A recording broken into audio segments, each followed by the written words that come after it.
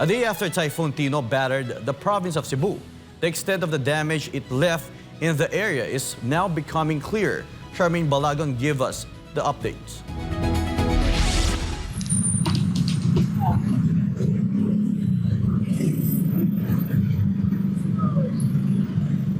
Amid efforts to recover from the recent earthquake that shook the province, another disaster has struck the Cebuanos. Not only homes, but also livelihoods have been severely affected by the typhoon.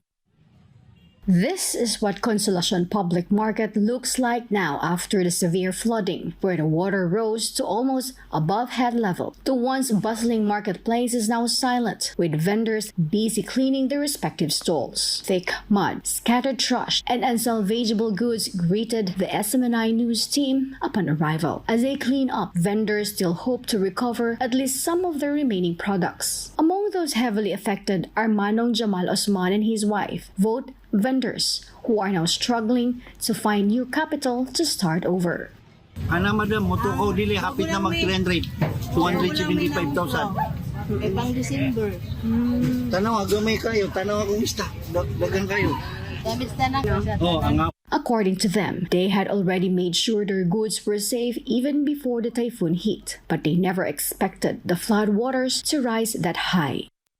problema ma'am, sumubra yung tubig. natumba. For the owner of a Bukay rice retailer who refused to appear on camera, they said they've experienced several typhoons before, but this was the first time that nearly all their rice stocks were destroyed after being soaked in flood water. A total of 240 sacks of rice had started to spoil and could no longer be sold. It's estimated that more than 500,000 pesos worth of capital, money they have saved up for years, vanished just like that. This means, yet again, small local business owners are suffering heavy losses from same devastating situation. Meanwhile, Mang Richard of Mangkao Rice Store was a bit more fortunate. He decided to postpone his rice delivery from the supplier upon hearing reports of the approaching storm. Although he had prepared by rising his rice storage area on wooden pallets, some of his goods still got damaged when the flood waters rose.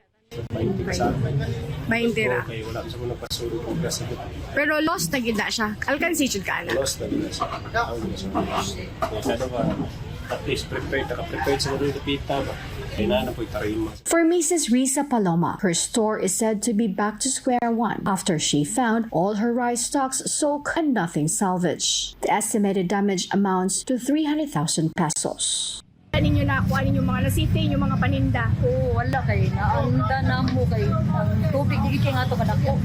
Naada lagi sa ubos. Ang asa ko to ba ang tubig, ma'am? Mga tagaliho So, ano yung nabili sa inyong stock? kanang wala.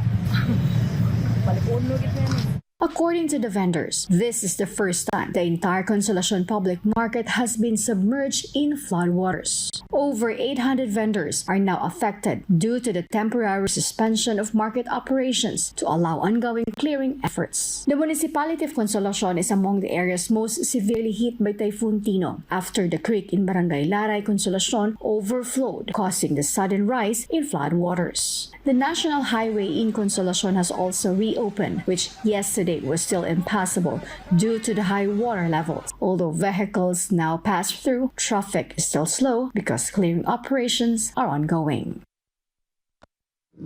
This is just a glimpse of the damage caused by the Typhoon Tino and does not yet include the thousands of home, vehicle, and other properties destroyed by the storm. Meanwhile, the entire province of Cebu is now under a state of calamity and the number of casualties continues to rise. According to the latest report for the PDRRMO at 5 p.m. yesterday, 111 people have died and 8 others are still missing. Reporting, this has been Charmaine Balagon